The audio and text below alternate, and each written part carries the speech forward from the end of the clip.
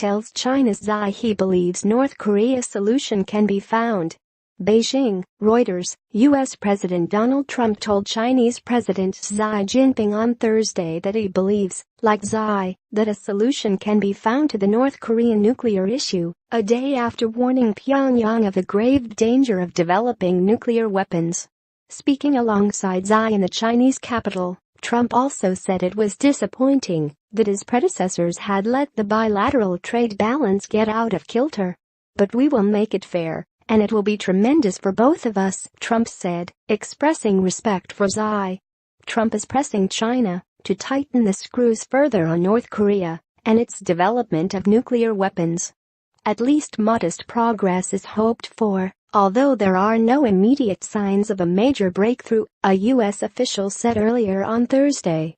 Referring to Xi, Trump said, "I do believe there's a solution to that, as do you."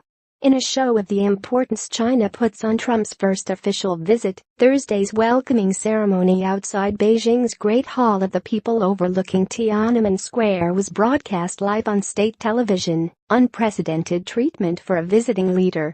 Xi said he had a deep exchange of views with Trump and reached consensus on numerous issues of mutual concern. For China, cooperation is the only real choice. Only win-win can lead to an even better future, he said. Xi said China and the United States strengthened high-level dialogue on all fronts over the past year and increased coordination on major international issues, such as the Korean Peninsula and Afghanistan. Relations between China and the United States are now on a new historical starting point, Xi said. Trump and Xi hit it off at their first meeting in April at Trump's Mar-a-Lago resort in Florida and continued their bromance on Wednesday with an afternoon of sightseeing together with their wives, followed by dinner. However, deep divisions persist over trade and North Korea. And while Xi is riding high after consolidating power at a twice-a-decade Communist Party Congress last month, Trump comes to China saddled with low public approval ratings and dogged by investigations into Russian links to his election campaign. Horrible trade surplus. Trump has ratcheted up his criticism of China's massive trade surplus with the United States, calling it embarrassing and horrible last week, and has accused Beijing of unfair trade practices, fueling worries of increased tension between the world's two largest trading countries.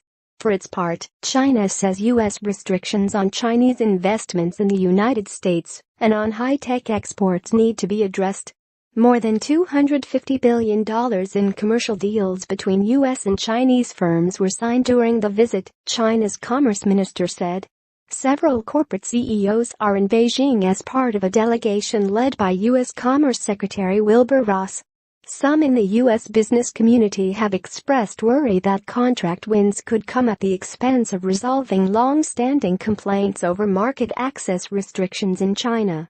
This shows that we have a strong, vibrant bilateral economic relationship, and yet we still need to focus on leveling the playing field because U.S. companies continue to be disadvantaged doing business in China, said William Zarrett, chairman of the American Chamber of Commerce in China.